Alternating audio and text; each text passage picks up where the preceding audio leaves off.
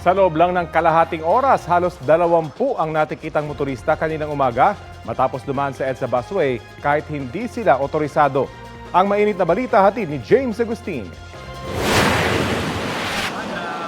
Kapupwesto pa lang ng Special Action and Intelligence Committee for Transportation o SAIC sa northbound lane ng Kamuning Flyover.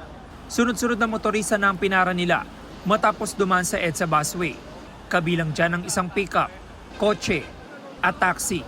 Ang taxi may sakay pang mga pasahero na galing sa Makati at ihahatid sa Quezon City. Akala ko sir may aberya, may banggaan. Din marami kasi sir umiwas, napasunod lang po ako dito lang. Pero hindi ko talaga ugali sir na pumapasok sa bus line. Hindi rin pinalampas ang provincial bus na ito na patungo raw sa Antipolo. Maging ang dalawang close van, ang isa may sakay pang mga empleyado ng kanilang kumpanya. Hindi ko po kasi bus lane kasi nakalagay sir, ngayon lang po talaga ako dadaan dito. Umabertik lang ako sir kasi akala ko may nasiraan. Hindi ko naman alam na may nanguhuli pala. Alam kong bawal pero akala ko may siraan talaga. Sa halos 30 minutong operasyon ng SAIC, umabot sa 18 motorista ang natikitan. 11 sa mga ito ay motorcycle riders na aminadong alam nilang bawal dumaan sa busway. Umabertik lang ako dito eh. Gumanya lang kasi traffic eh.